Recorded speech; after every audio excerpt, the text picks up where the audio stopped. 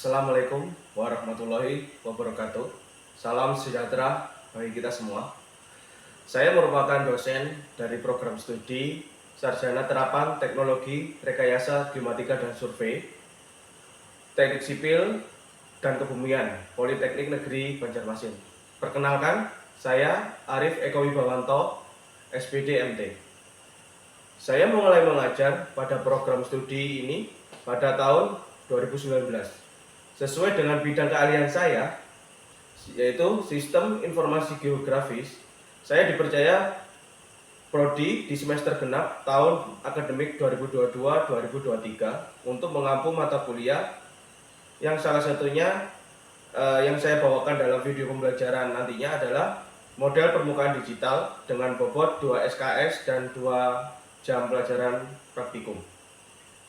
Dari mata kuliah ini nantinya mahasiswa akan dibekali tentang penerapan pembuatan model permukaan bumi dengan luaran sebuah prototipe simulasi banjir permukaan.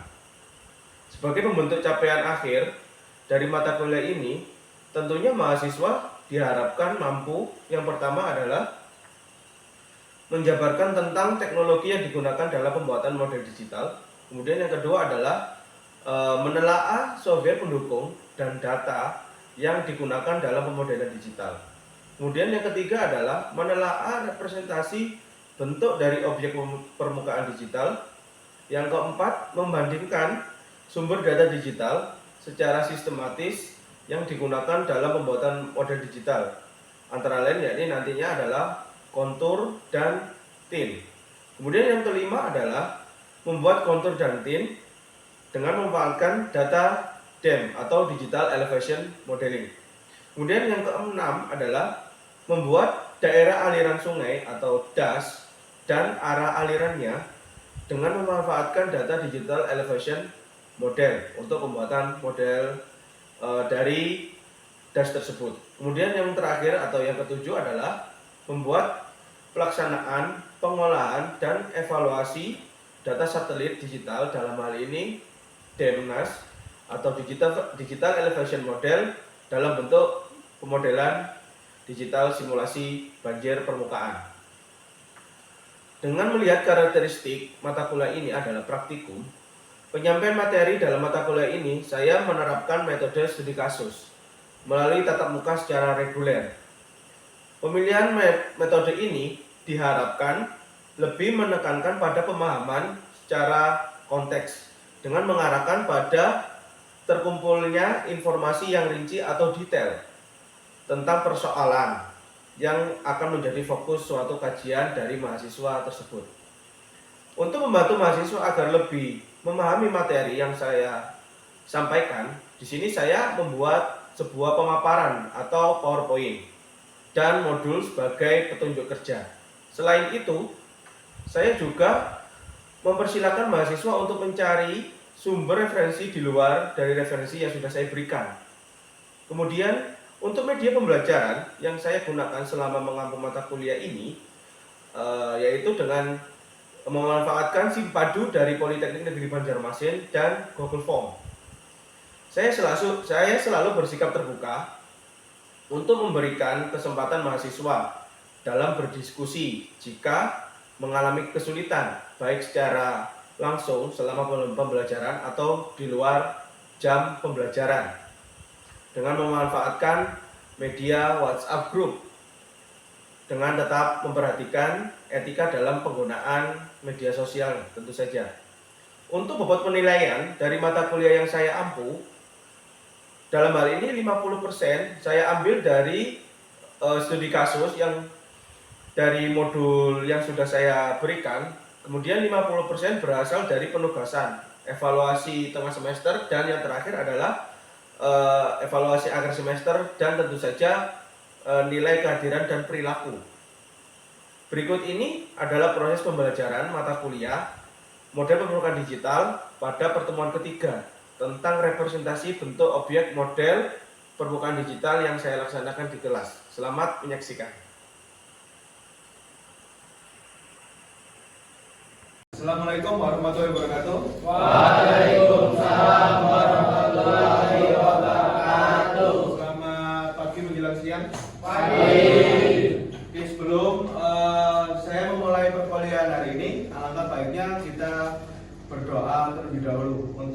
kelas silakan dipimpin untuk berdoa.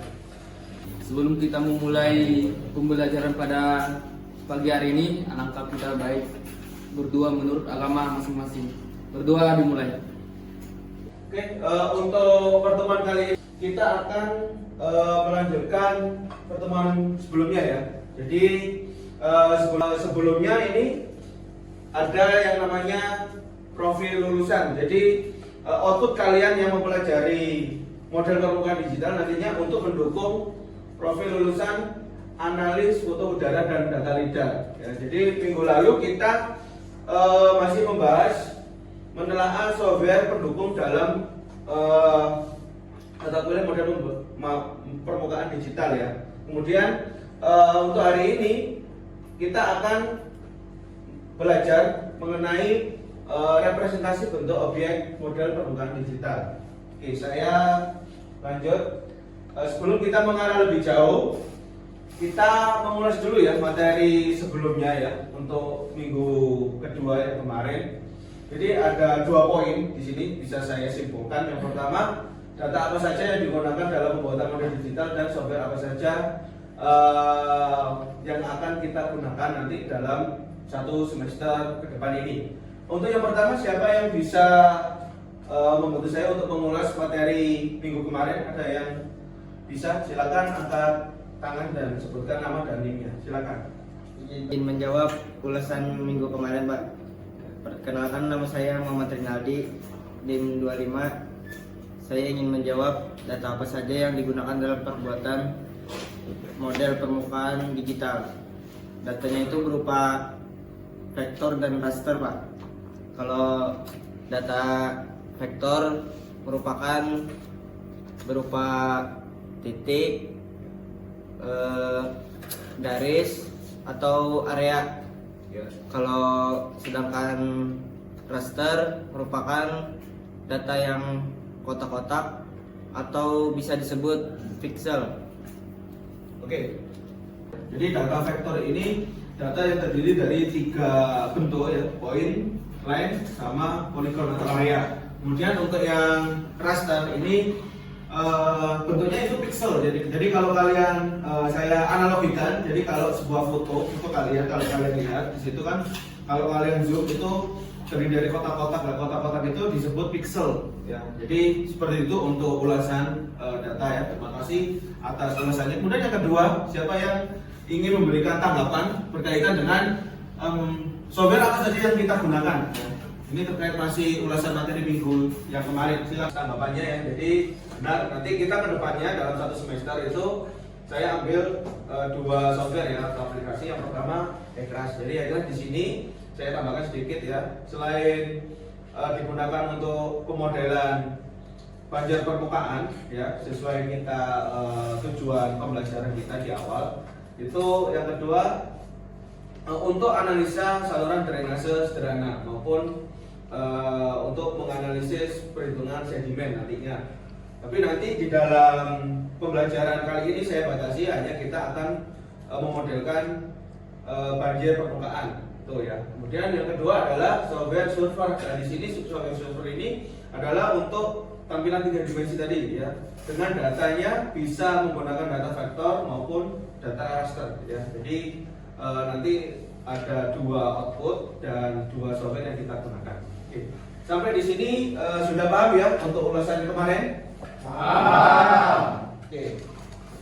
Nah, ini saya slide berikutnya ya. Jadi di sini ada indikator capaian yang akan kita capai ya dalam materi kali ini ya, dalam minggu ini.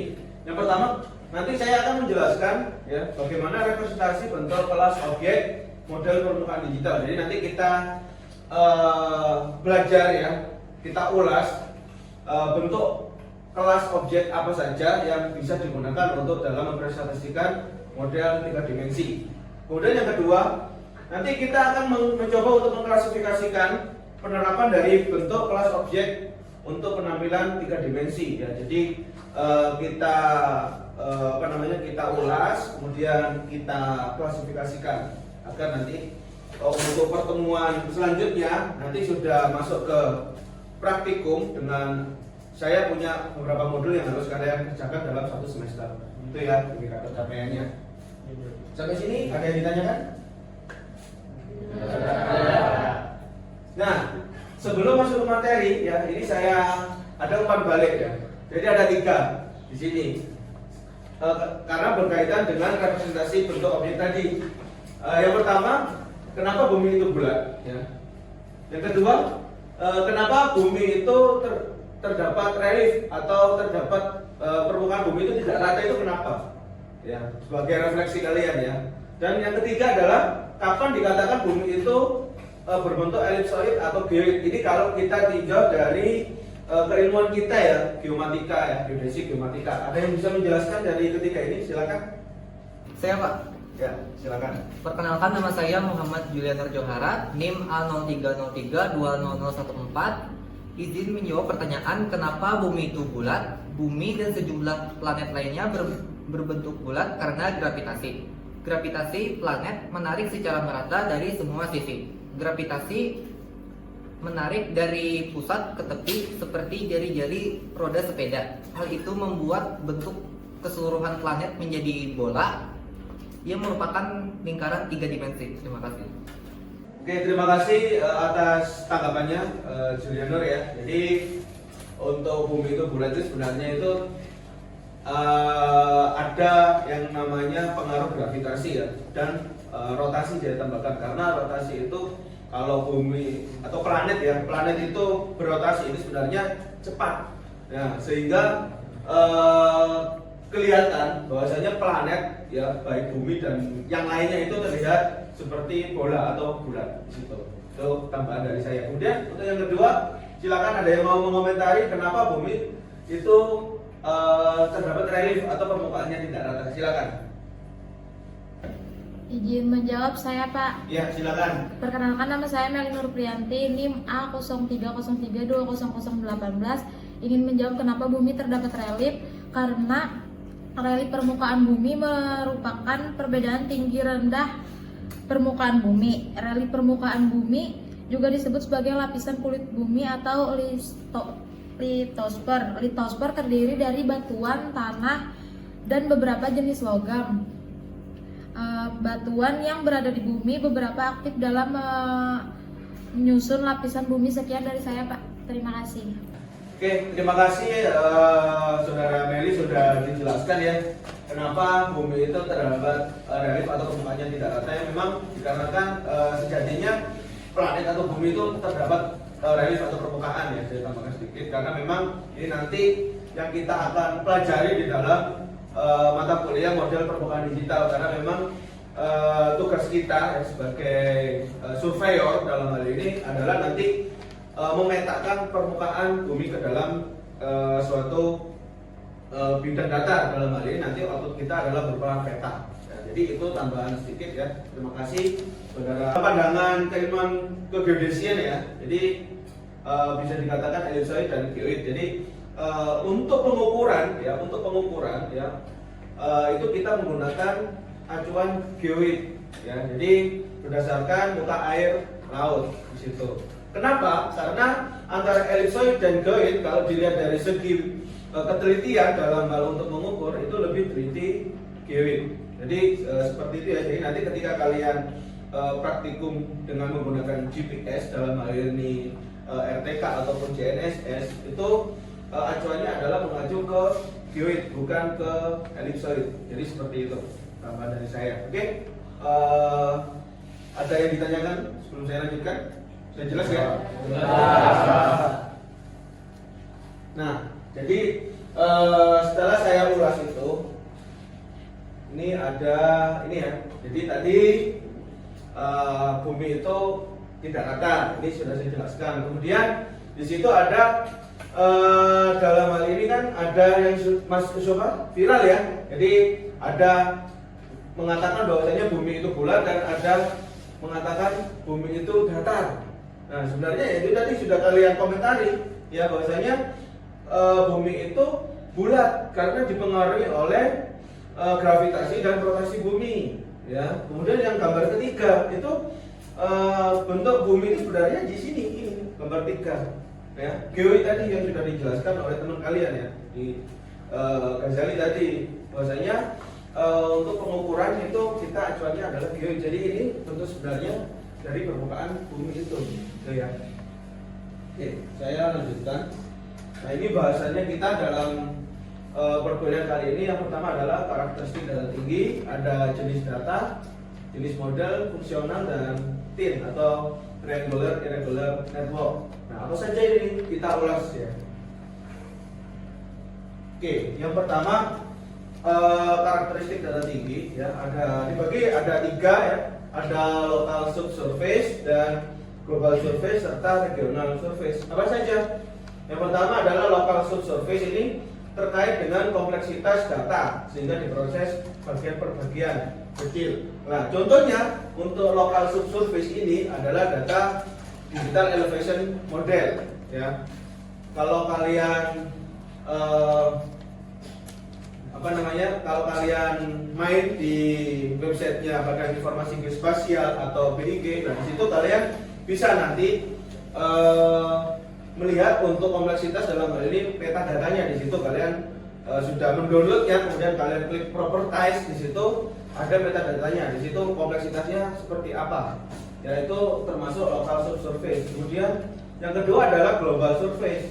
Ini terkait dengan informasi yang ingin diperoleh dari keseluruhan area sehingga data diproses dari keseluruhan area. Nah, ini misalkan saya analogikan kalian download citra itu ya, Landsat di situ. Nah, ini informasi umum ya dari keseluruhan area itu. Di situ ada metadatanya juga. Nanti kalian bisa main di lamannya usgs.gov di situ. Kemudian regional data surface, ini proses pemodelan antara lokal dan global. Jadi ini dikombinasikan. Nanti untuk pengaplikasiannya apa saja nanti kita lanjut di slide berikutnya ya.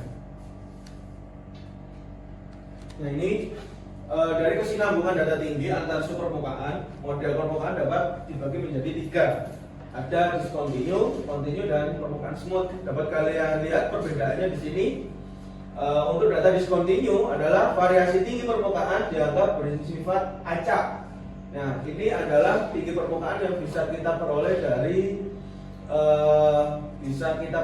Google Earth maupun data pengukuran di situ. Kemudian permukaan continue, di mana batas antar permukaan lokal terdapat fungsi ketinggian dengan orde yang berbeda-beda. Nah, ini permukaan continue ini bisa dilihat di gambar B ya, permukaan antara permukaan lokal dan regional. Itu untuk yang A ini adalah smooth ya, yang sudah di smoothing di situ dengan menggunakan aplikasi ya. Kemudian yang berikutnya yang B itu masih berbentuk jaring di situ. Itu permukaan smooth ya. Nah, ini secara geometrik fungsi ketinggiannya. Jadi semakin tinggi ordenya, variasi dalam satu unit ketinggian akan semakin besar. Jadi kalian bisa melihat perbedaannya di situ ya, hubungan matematisnya, persamaannya. Jadi misalkan Z ini mewakili ketinggian ya. Ini A di sini adalah angkanya di situ. Jadi ketika Z sama dengan 0 maka bentuknya flat atau datar. Jadi ketika kita mainkan di sini ya dengan persamaan A3 X kuadrat, maka nanti semakin tinggi. Nah, kalau kalian pernah membuka aplikasi Arsin ya, bawaannya ArcMap, di situ kita bisa memainkan tinggi rendahnya permukaan di situ, elevasinya. Jadi ini geometri fungsi ketinggian di situ. Kemudian untuk berikutnya, jadi tadi adalah jenisnya ya, jenis modelnya. Kemudian masuk kita ke fungsionalnya ya, model fungsionalnya. Tadi jenis datanya, kemudian kita masuk ke model fungsionalnya. Jadi sebenarnya itu tadi ya yang sudah saya jelaskan ya, yang sudah kalian ulas juga. Bahwasanya intinya data itu terdiri dari 3 komponen ya, ada point, line, dan polygon di situ. Nah, kalau point itu yang penting 3 data itu mewakili harus ada titik koordinatnya. Jadi supaya kita nanti bisa memodelkan suatu bentuk 3 dimensi gitu ya. Jadi Ini contohnya bisa kalian lihat di gambar A dan B. Bahwasanya untuk gambar A ini basisnya adalah berupa grid atau titik ya, yang kalian bisa peroleh dari pengukuran ya, kemudian bisa dari ekstraksi digital elevation model atau DEMNAS di situ, kemudian bisa ekstraksi dari Google Earth, dari kontur line, kemudian kita ekstraksi, kita running menjadi titik-titik, lalu kita bentuk seperti ini. Kemudian yang B itu triangle ya, jadi sama base-nya atau basicnya adalah berupa titik ya. Bedanya adalah ini nanti bentukannya kita membentuk tin atau triangular irregular network. Jadi bentuk permukaan segitiga jaring yang tidak rata di situ. Ya, sama ya, base-nya adalah berupa berawal dari titik koordinat yang ada komponen X, Y, dan Z-nya begitu. Nah ini kita bahas ke DEMNAS ya. Jadi dari awal saya singgung, DEMNAS ini ada 3 resolusi. Yang pertama resolusinya 30, 10, dan 2. Jadi semakin kecil resolusinya ya, resolusi DEMNAS-nya misalkan 2 meter, maka semakin detail atau penampakan yang ada, visualisasinya yang ada di cakupan wilayah DEMNAS itu. Misalkan ini yang A, ini adalah resolusinya 30 meter, yang B 10, dan yang C adalah 2 meter. Di sini sesuai dengan kebutuhan analisisnya ya, kebutuhan peruntukan untuk analisanya. Misalkan kalau yang 30 kita bisa menggunakan misalkan analisis vegetasi untuk digunakan cakupan vegetasi, indeks vegetasi. Kemudian yang misalkan saya ambil contoh yang resolusinya 2 meter ini untuk analisa kebutuhan misalkan banjir permukaan. Di situ terlihat ordo-ordo sungai dari kenampakan DEMNAS resolusi tinggi besar 2 meter itu. Nah ini contoh gambar yang dihasilkan dari software yang sudah disebutkan teman-teman kalian ya di minggu pertama ya. Jadi yang di sini ya, yang di bawah adalah contoh dari hasil running backcrash di situ. Nah bisa kalian lihat kenampakannya 3 dimensinya seperti itu. Untuk datanya bisa data berupa DEMNAS maupun data vektor tadi ya, data kontur. Kemudian yang atas sana ya pojok itu dari running server di situ. Datanya bisa data pengukuran ya. Itu misalkan saya ambil contoh itu data batimetri ya. Sama bisa kalian ambil di laman BG ya, Badan Informasi Geospasial. Di situ ada tempat downloadnya Batnas. Nah, kalian download di situ data batimetrinya, kemudian kalian analisa, kalian running dengan menggunakan software server, maka jadinya nampak seperti itu. Nah, jadi dari awal yang saya sudah sampaikan hingga sekarang bisa kita simpulkan ya, bagaimana komposisi bentuk metadata tin maupun DEM serta kapan menggunakan data masing-masing itu. Ada yang bisa memulai sedikit, silakan. Saya Pak. Ya silakan. Perkenalkan nama saya Alganor, NIM A030226. Itu komposisi bentuk mendata tin dan serta kapan digunakan tim dan DEM. Tin berupa garis vektor yang digunakan untuk menyajikan bentuk permukaan bumi dalam 3 dimensi yaitu X, Y, Z. Tin juga dapat berupa raster yang tertinggi. DEM merupakan model digital yang 3 dimensi dari permukaan bumi yang sangat berguna dan memberikan gambaran topografi yang lebih baik dan data hasil spesial yang lebih akurat. DEM membuat informasi ketinggian dan kemiringan yang mempermudah interpretasi untuk analis rekayasa. Terima kasih Pak, sekian. Terima kasih Saudara Algiano sudah membantu saya untuk menarik kesimpulan dari pembelajaran mata kuliah kali ini ya, pertemuan kali ini. Ya, jadi sedikit saya tambahkan tadi, memang sudah mendekati itu ya, betul ya. Jadi ini saya melanjutkan bahwasanya ini ada perbedaan antara data Demnas dan data TIN tadi. Ya, ini bisa kalian lihat di sini. Kalau Demnas itu harus memiliki kapasitas penyimpanan yang sangat besar dibanding dengan TIN. Kemudian yang kedua, Demnas itu untuk komputasinya itu sangat sulit karena memiliki satu SIM itu luasannya sangat besar jika dibandingkan dengan TIN, bisa kita potong sesuai dengan area studi kita. Kemudian yang ketiga adalah terkait dengan flexibility atau fleksibilitas data sumbernya atau metadatanya.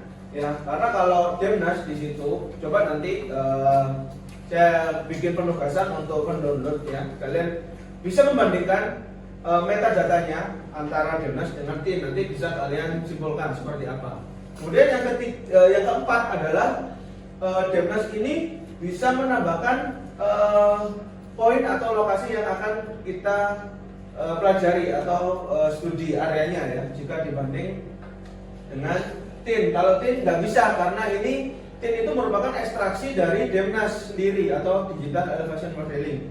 Kemudian Demnas ini untuk penampilannya itu lebih mudah jika dibandingkan dengan TIN, karena TIN ini penampilannya itu berupa dalam bentuk raster dan bisa dikatakan jika resolusinya rendah itu nanti akan tampilannya pecah-pecah di situ. Kemudian yang terakhir, Demnas ini lebih efisien jika dibanding dengan TIN. Memang dari segi storage-nya atau tempat penyimpanannya ini lebih besar, akan tapi lebih efisien karena satu SIM itu cakupannya lebih luas. Jadi tambahnya seperti itu ya untuk kesimpulan mata kuliah dalam pertemuan kali ini. Sudah jelas yang sudah saya sampaikan di awal? Jelas. Sebagai pengayaan dan pemantapan ya, ini ada penugasan untuk kalian untuk lebih dalam lagi mengetahui perbedaan antara Demnas dengan TIN di situ.